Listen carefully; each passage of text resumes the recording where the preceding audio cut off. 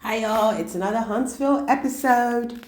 So we start out with Tisha and Marcel taking us on their date day at their restaurant Black. I guess this is before it opens, which is kind of a cute idea. I mean, to get together, the bartender was there so they could be drinking. The kitchen was probably open already. So everything is going well and peaceful, and Marcel is like, I don't like this piece, so I'm gonna fuck it up. He brings up the fact that he texted Mel to meet for lunch to discuss what they discussed with their brother Mark, which I felt was pointless because at the end of the day, nobody's checking for Mark.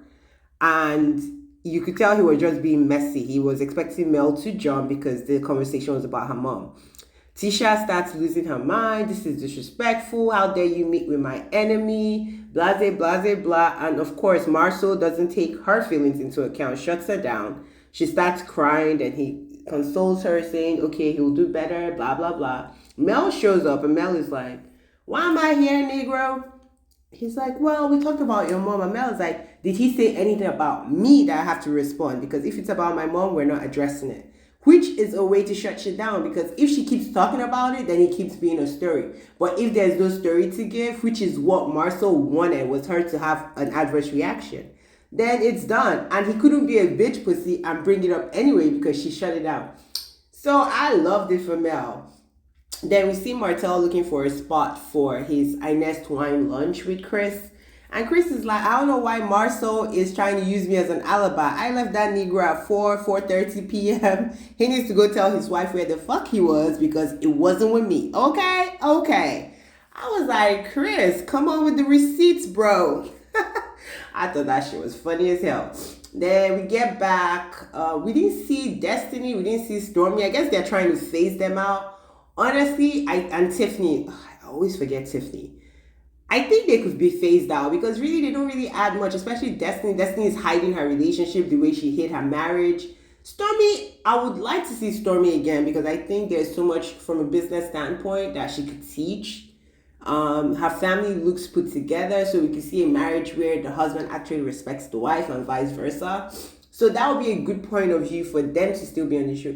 Tiffany and the big dude can go because I think Tiffany is fake. Tiffany tries to project something that she might not really be. And that sometimes is kind of hard to take because I'm like, who are you faking for? Like, I don't get it, but it is what it is. Anyway, so the comeback group basically plans a dinner, and this is the dinner where Kimmy is supposed to tell the Holtz, or Melody and Martel Holtz, sorry, Melody Cherie and Martel Holtz, that she has cancer. So Marcel is cooking. They make a big deal because apparently Marcel will die if he cooks an egg in the kitchen.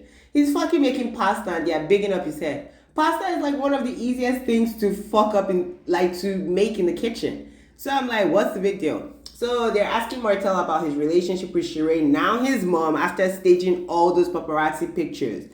Even Marcel was like, Negro, this was on TMZ. Like, why are you being quiet now? That makes no sense.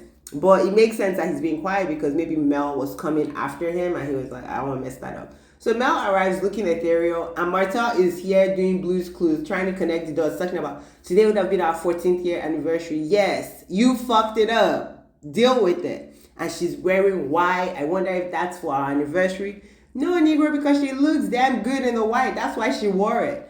Men kill me. They will cheat on you, embarrass the shit out of you, then still act like you're still with them. Like, motherfucker, you have a whole girlfriend. Like, what are we talking about here?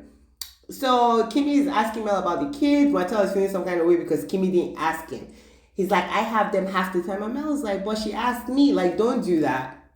Anyways, moving on. I was like, Martel, you need to grow up. And we find out about when Coleslaw revealed Mel had COVID. It was Martel that basically told her, and Mel was not finding that funny because in her mind she's thinking they're getting along. So anyway, Kimmy breaks the news to them. Obviously, Mel and Martel react as any normal human being will. They feel bad. They tell them they're there for her. They're basically some sort of support system if she needs it. Kim also revealed that sometimes she just wants to be on her own, and that's fine too because she's going through a lot. Which every interaction there made sense. Then we go back, seeing the comeback group. It looked good, really. This could have been a nice season finale, but I guess what's his name wanted the bang with the Holtz, the former Holtz.